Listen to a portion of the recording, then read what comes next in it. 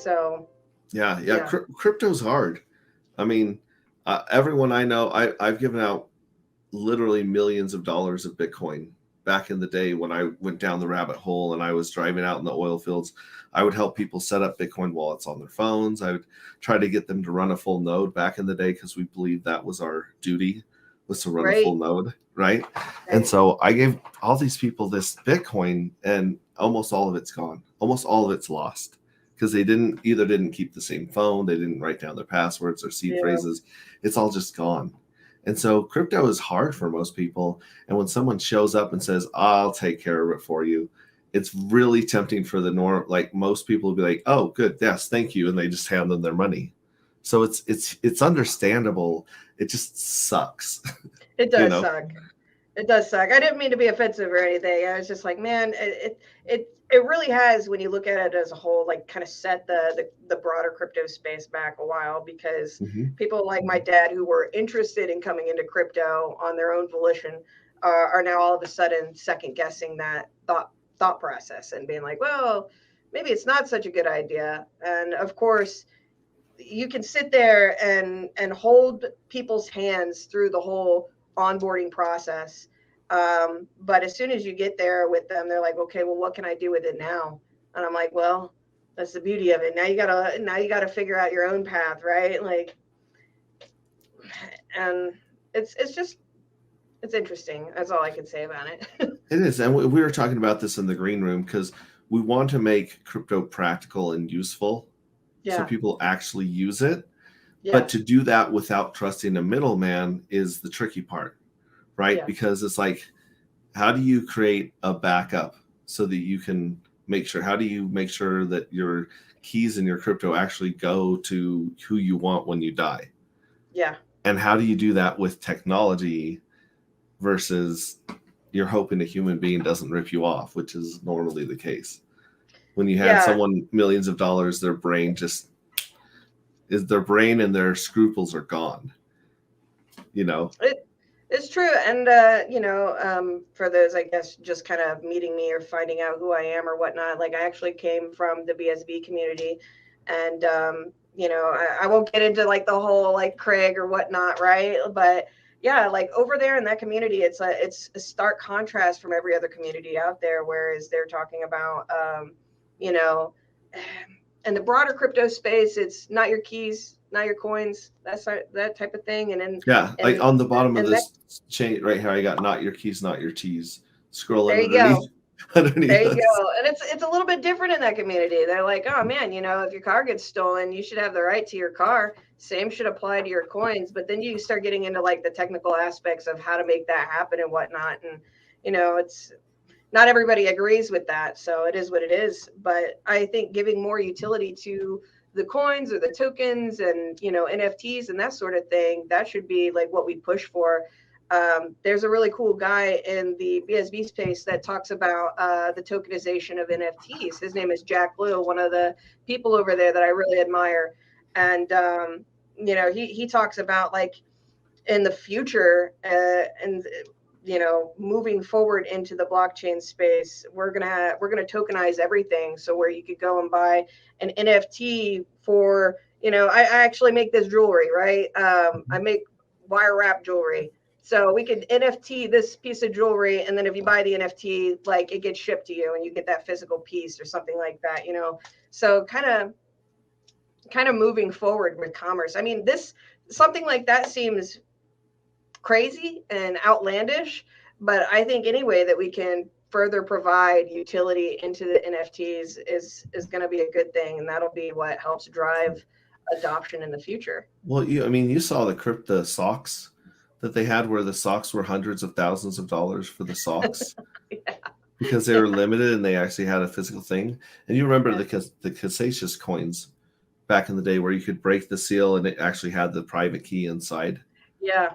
Like if you could figure out a way to do a foolproof private key on your jewelry or on your items, that would be insane because it would literally be the private key with it, a physical item.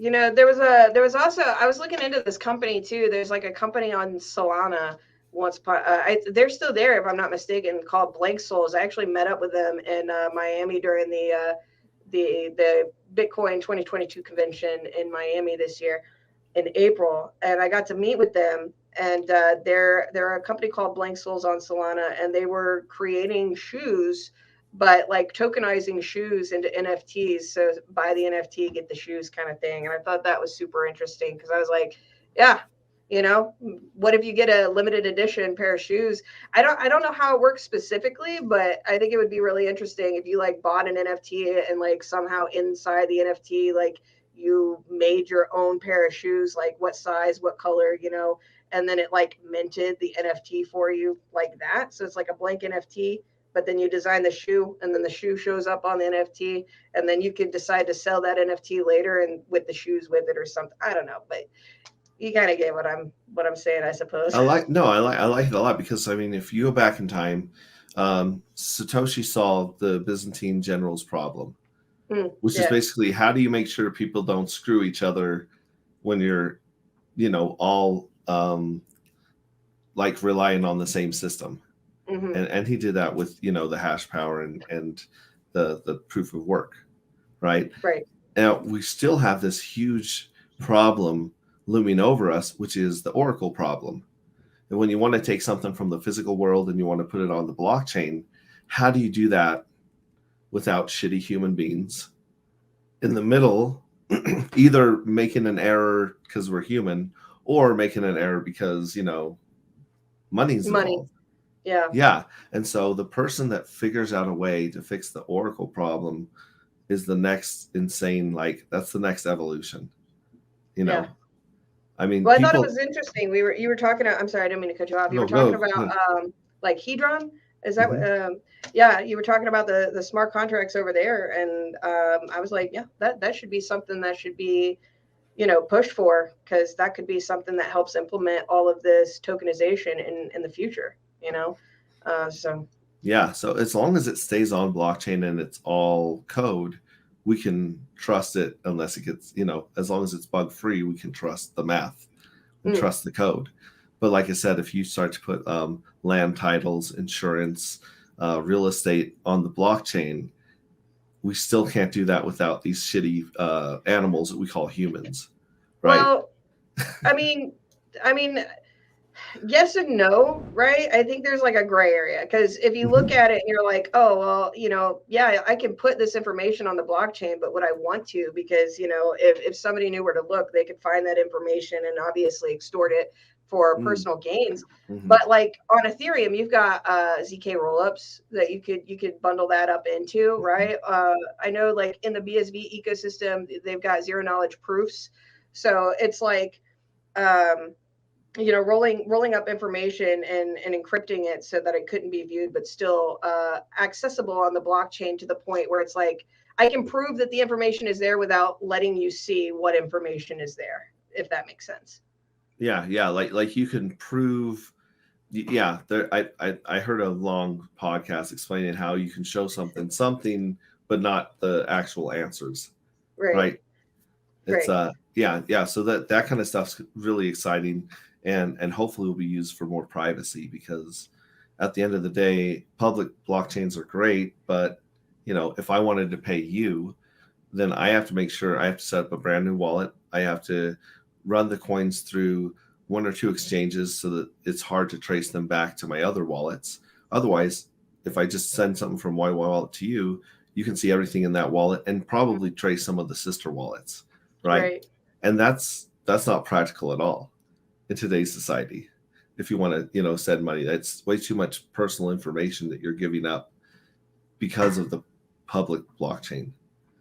Yeah, and I understand the concerns there too. You know what I mean? Like, but in the same token, I'm like, I guess I look at it a little bit differently. I'm like, man, I don't really care if people see that I spent $40. I gave my buddy $40 for mowing my lawn in Bitcoin or whatever crypto I sent him, or you know what I'm saying?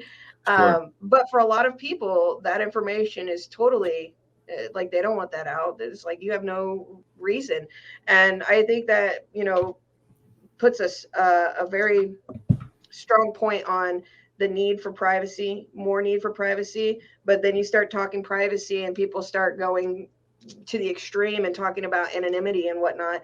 And my personal view on it is everybody should have the right to privacy, but not anonymity. And I know that's not like something that like everybody agrees with or whatnot. And I'm totally cool with that. But it's like if it's everything is anonymous, then nothing can be culpable, right? So like in the modern day world, under the current judicial systems, you have the right to privacy until you've committed a crime, and at which point there can be warrants, you know, to get out and access your information and prove that you did or didn't commit a crime. And I think that's part of the problem in the cryptocurrency space right now, is that we've pushed so far, so hard for anonymity that it makes it somewhat difficult for, you know, people like SBF to be held accountable. It's like, oh, what happened to the 10, what was it, 10 milli, 10 billy, whatever? It's like, oh, I don't know. Well, you know, if everything wasn't super anonymous or whatnot, then the courts could go in there and figure out exactly where it went and hold him culpable for those actions. And so that's why I say there's a huge difference between privacy and anonymity. And so you have the right to privacy, not so much anonymity. That, in my personal opinion, you know? Right. And I really like the way that you laid that out very, very logically and gave some really good examples. So I want to know, so if the person that we call Satoshi Nakamoto, without anonymity, would he have been able to launch Bitcoin? No, I don't think so. I don't think so. And I know that's kind of going against like what I just said, but I know a bunch of people who, you know, I used to really wonder why Satoshi originally did everything anonymously, but then after watching some of my friends like launch their own chains and whatnot, and seeing like what they were going through, it was like, at first they were super okay with being upfront and honest about who they were and what they were doing, and then all of a sudden everything starts gaining traction and they're like, oh man, like I don't know if I feel super safe anymore with everybody having that so much information about me. And it's not because I'm doing anything malicious, but you know, with the way the laws and everything are right now, like I'm super kind of afraid. If they want to come get me, they can find me. But you know, and I think Satoshi kind of felt like the same way. He had enough forethought in the very beginning to decide, hey, if everybody knows who I am, then somebody can come up behind me, figure out where I am, dox me, you know, whatever, and come put a gun to my head and try to steal all the coins that I'm holding. And so I think that was his way in the very beginning of like kind of protecting himself to start this system. Because who would have invested in Bitcoin if they knew like such and such